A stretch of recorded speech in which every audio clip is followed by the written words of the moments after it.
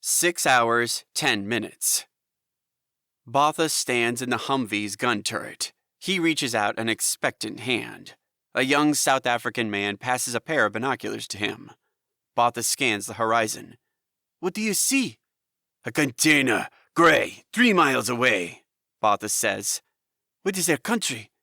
Botha focuses on the side of the container and sees the League of Arab Nations flag. "They are Africans." "South Africans?" "No, Arabs, who have company," Botha says. "Who?" Botha glides the field glasses over the bloody scene. His gaze comes to rest on a black Humvee. He spots the Russian flag on its side and takes a sharp intake of breath. "Slavic scum." "Russians?" "Yes, black scum." "Black?" "They wear Satan's color." "Who loses?" Botha watches a while longer. "The Arabs, 6 dead, all shot. 4 are still alive. They are prisoners.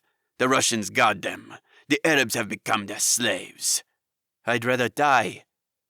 Botha puts down his binoculars. He smiles at the South African man. "What is your name, boy?" "A Johnny." "A Johnny. It means he who wins the struggle, yes?" A Johnny stands to attention. "Yes, sir." "Before this, what did you do, a Johnny?" "I am a baker." "Ah, a good, honest Christian trade. You are familiar with the scriptures, Johnny?" "Some." Botha recites. "Jesus said, 'Have the people sit down.' There was plenty of grass in that place, and they sat down. About 5,000 men were there.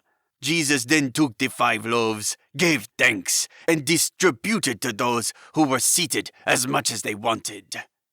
"It was a miracle." "Yes, a miracle," Botha says. "Delivered from above. Just like us here today, Johnny." "Do you think we have been sent here by the Lord?" "What other explanation or reason can there be?" "I can think of none." Johnny pauses and then says, "Sir?" "Yes, Johnny." "Why us? Why do you think the Lord chose us?" "Because we are here to win this struggle." Johnny pauses, then asks, "The struggle between good and evil?"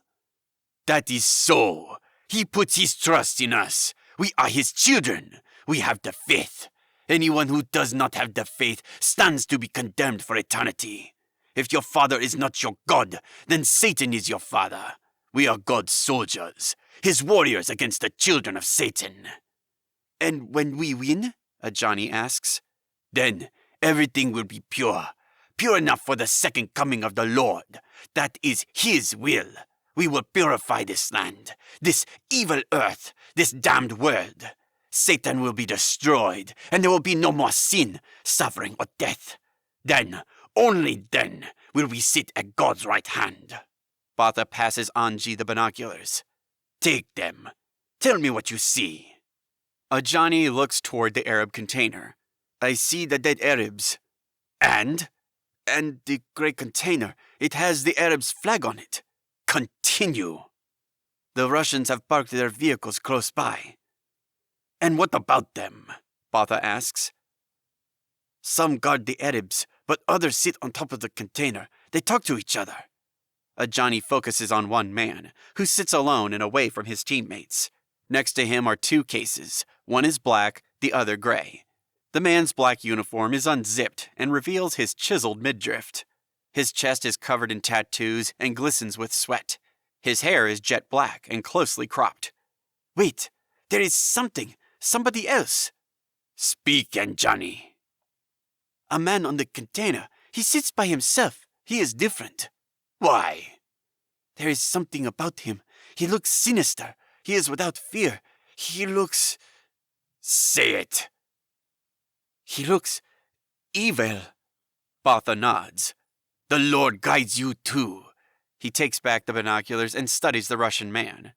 "This man, this Satan's child, is the one who we will have dialogue with." "I do not understand. A beast has to be slain, yes?" "True, but this man is different." "Why?" "Because, Johnny, he is their leader. He commands his flock, and lost sheep will always follow. We will form a truce with him. Then we will use him to do the work of God. And then? Then he will be sacrificed. We will gift him to the Lord. The distant sound of a dirt bike interrupts them. Botha turns and watches Piter ride toward him. Piter returns, Botha says. Does he have the case? We will know soon enough. Piter slows his bike, then parks it next to the South African Humvee. He cuts off the engine and jumps down from the KTM. Water!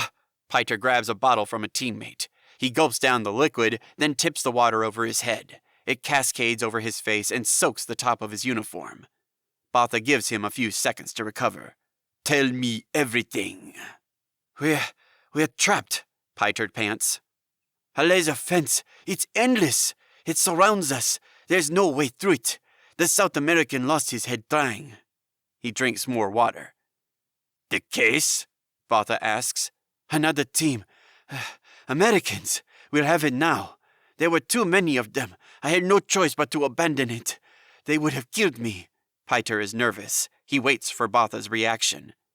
How many Americans? Botha asks. At least 5, maybe more in the Humvee. Botha smiles. Good. Piter, this is good news you bring me. Did I not fail you? Do not look so anxious, my friend. But I did not bring you back the case. The case is a mere sideshow, a distraction to the main event you now present to me, Botha says. I have brought you nothing. On the contrary, Piter, you have brought me a reason to rejoice. Rejoice?